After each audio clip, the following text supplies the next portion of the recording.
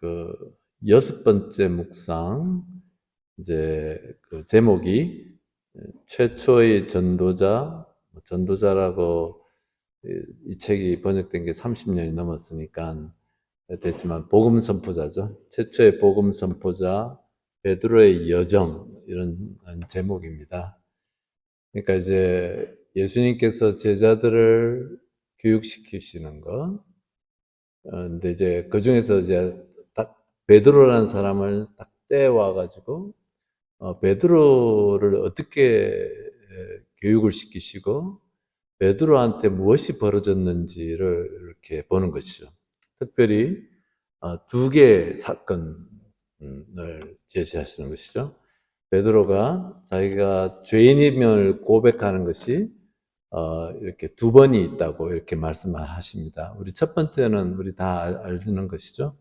그러니까 배, 그물에 정말 수많은 고기가 잡혔을 때 베드로가 주님, 저에게서 떠나 주십시오.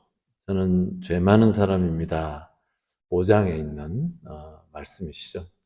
이제 그것이 이제 베드로가 죄인임을 고백하는 첫 번째이고, 두 번째는 죄인입니다라는 워딩은 나오지 않는데, 하지만 죄인임을 고백하는 사건이 있다. 그것이 뭐냐면은 밖으로 나가 슬피 울었다. 예수님께서 예고하신 대로 나를 부인할 것이다라고 3번을 부인하실 것이다라고 얘기하셨고, 그때 그 말씀 생각이 나서 밖에 나가서 슬피 울었다라고 했는데, 그 사건 바로 죄인임을, 당신이 죄인임을 다 아시면서도 주님께서 사랑하셨고 하셨던 그것을 깨닫는 요 두 개의 사건 사이에 베드로 안에서 뭐가 일어났는가에 대한 그 설명을 하는 여섯 번째 묵상이 되겠습니다. 그래서 이제 베드로를 좀 더 줌을 클로즈 해가지고 자세히 보는 것이죠. 그래서 베드로는 베드로의 경험은 교회 전체의 경험, 우리 교회가 어떻게 나아가야 될지에 대한 방향을 제시를 한다. 이런 베드로의 경험과 체험은, 그리고 교회 전체일 뿐만 아니라 우리 각자의 신앙의 여정에서도 어느 방향으로 가야 되는 것인지 복음서가 우리에게 알려주고 있는, 우리 모두가 베드로가 경험했던 그 신앙의 여정을 걷도록, 심지어 교회 전체가 그 여정을 걷도록 초대한다, 이렇게 말씀을 하시는 것이죠. 그래서 이제 베드로의 고백, 그리고 뭘 이해라는 거, 우리가 다 잘 알다시피 너희는 나를 누구라고 하느냐 하자 베드로가 하느님의 그리스도이십니다라는 이 9장의 말씀. 베드로는 이 하느님의 사명, 이런 것들에 대해서 아주 명쾌하게 정확하게 표현할 줄 아는 사람이다. 그러나 예수님께서 바로 그 자리에서 많은 고난을 겪고 죽임을 당하셨다가 사흘 만에 다시 살아나셔야 한다는 것을 이렇게 말씀하시니까 베드로가 예수님을 붙잡고 반박하기 시작했다. 심지어는 거기에 사용된 워딩은 예수님을 나무라기 시작을 했다, 이렇게 얘기하는 것이죠. 그러니까 받아들이지 않는 거죠. 그래서 예수님이 사탄아 물러가라 라고 이렇게 얘기를 했고, 그때 아마 베드로는 자기는 예수님을 소속들이 3년 동안 따라다니면서 잘 안다고 생각했는데 잘 모르네, 내가 저분을 잘 모르네 라는 생각이 고개를 아마 이렇게 들었을 것이다, 이렇게 얘기하는 것이죠. 예수님의 신원에 대해서, 사명에 대해서 잘 아는 것 같은데 잘 알지 못한다. 그 사건은 또 한 번 거룩한 변모 사건 때 또 드러난다는 거죠. 그래서 저희가 초막 텐트 3개를 지어서 하나는 스승님께, 하나는 모세, 하나는 엘리야께 드리겠습니다. 베드로는 정말 하느님을 위해서, 하느님 나라를 위해서 관대하게 책임감을 갖고 열정적으로 실행하려고 하는 그 마음이 있는 거예요. 그런 정말 행동하고 결정하고 이런 주관할 태세가 다 되어져 있는 인간 베드로에 대한 얘기를 하는 것이죠. 그리고서는 베드로가 이어서 주님께 대한 고백을 하는 거예요. 주님, 저는 주님과 함께라면 감옥에 갈 준비도 되어 있고 죽을 준비도 되어 있습니다. 그러니까 여기서 느껴지는 거는 베드로 참 좋은 사람이에요.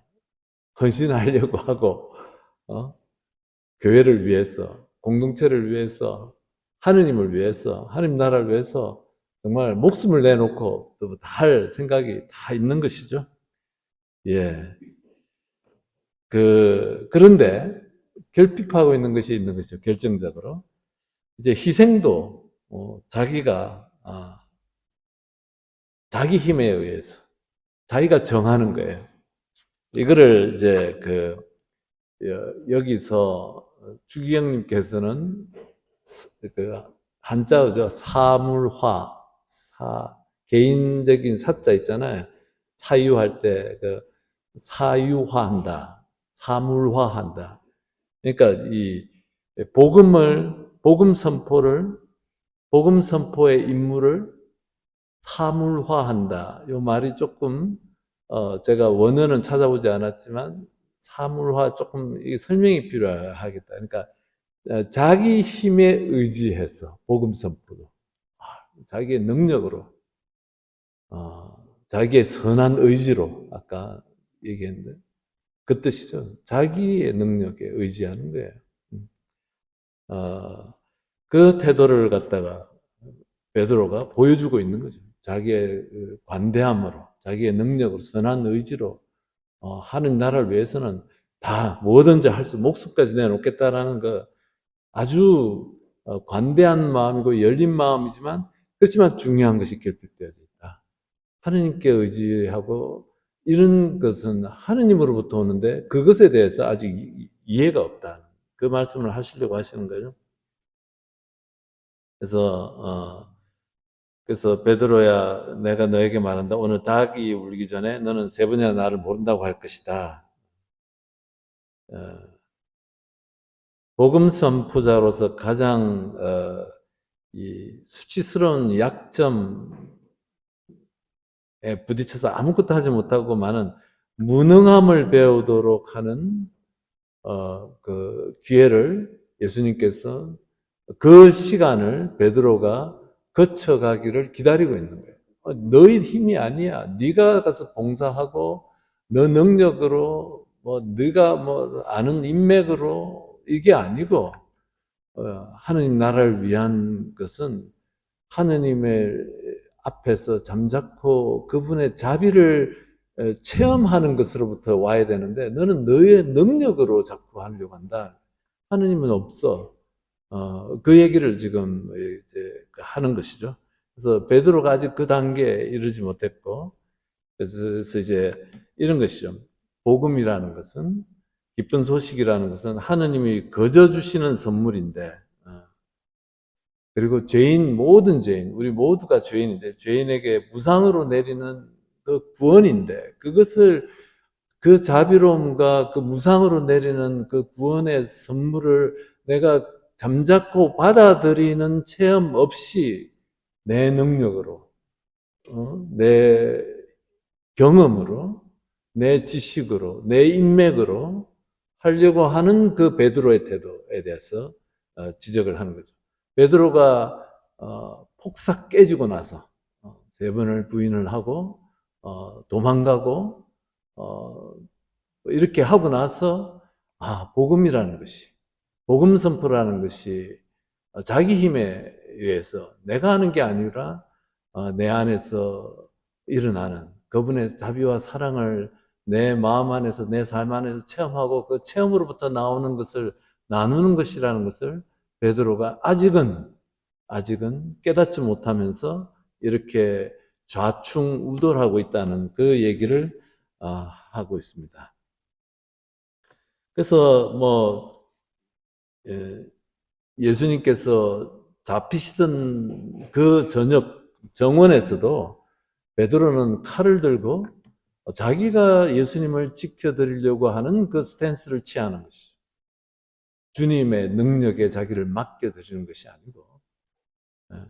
자, 이 얘기를 쭉 계속 하면서 왜 이 이야기가 우리 모두에게 중요하냐면은 우리가 신앙생활 하면서 또 공동체 안에서 봉사하면서 또 우리가 이리저리 사람들과 만나게 되면서 우리가 많은 경우에 우리의 능력에, 우리의 생각과 방식에 의지하면서 나는 마치 하느님의 은총과 자비가 필요하지 않은 것처럼, 나는 당당하고 자신감 있고 나는 나이스한 사람이고 다 잘할 수 있는 것처럼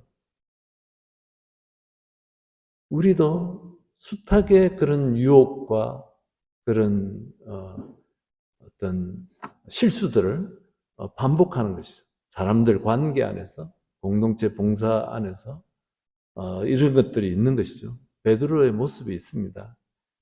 그래서 이런 그 예수님께서 이제 그 칼을 이제 집어넣고 이제 그 베드로가 잘란 그 종의 귀를 예수님께서 귀를 갖다 붙여주시고 하는 걸 보면서 베드로는 속으로 마음으로 무너져 내린 거예요. 무너진 것이죠.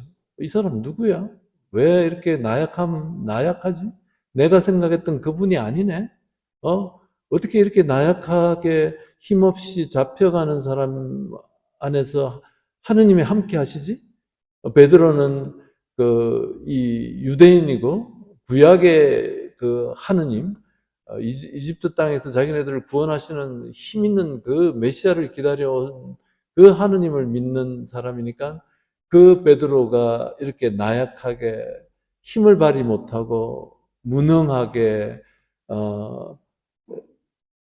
이렇게 사람들 손에 잡히고 끌려가는 그분을 보면서 갑자기 예수님에 대해서 좀 알았다고 생각한 것이 다 무너져 내려버리는 그 체험들을 베드로가 했고, 그 체험 안에서, 그 체험으로 완전히 약함을 받아들이는 예수님, 그리고 우리의 나약함을 인정하는 그런 예수님을 갖다가 만나면서부터 이렇게 베드로가 새롭게 진정한 복음 선포자, 복음을 다른 사람에게 전할 수 있는 사람으로 거듭난다는 것을 갖다가 우리에게 말씀하시려고 하는 것이죠. 그래서 이런 베드로 안에 그런 그 혼란들, 저는 베드로뿐만이 아니라 12제자들이 공통되게 겪었을 그런 혼란이라고 생각됩니다. 다 도망간 것이 그들이 비겁하고 잘못된 것이 아니라 자기네들이 기대했던 힘 있는 하느님, 정말 그 나약하게 잡히시고 붙들리고 고통을 당하시고 모욕당하고 뺨을 맞고 침뱉음을 받고 했던 이 메시아상은 완전히 그들 속에 입력이 되어 있지 않는 저분이 정말 하느님의 아들이야? 라는 의심을 제자들은 그때 했고 또 도망가고 부인하고 또 유다서는 팔아먹고 하는 것들이 같은 뿌리에서 나온 그 다양한 다른 모습이다. 이렇게 나오는 것이죠. 그래서 주경께서 그 정원에서 그 모닥불을 이렇게 쬐고 있는 그 하녀가 이 사람도 저들과 함께 있었어요라고 얘기를 하니까 나는 그 사람을 모르고 뭐 이렇게 하는 그 설명들 아주 좋습니다. 아주 언어도 저 사람과 함께 있어요라는 그 말은 바로 그 전에 저는 주님과 함께라는 감옥에 갈 준비도 돼 있고 죽을 준비도 돼 있었던 베드로의 그거를 비교를 하면서 계속 함께 하겠다고 했지만은 함께 함을 부인하는 베드로의 모습이 이렇게 다 드러나고 있고 아주 섬세하게 복음서가 그것을 이렇게 묘사하고 있습니다.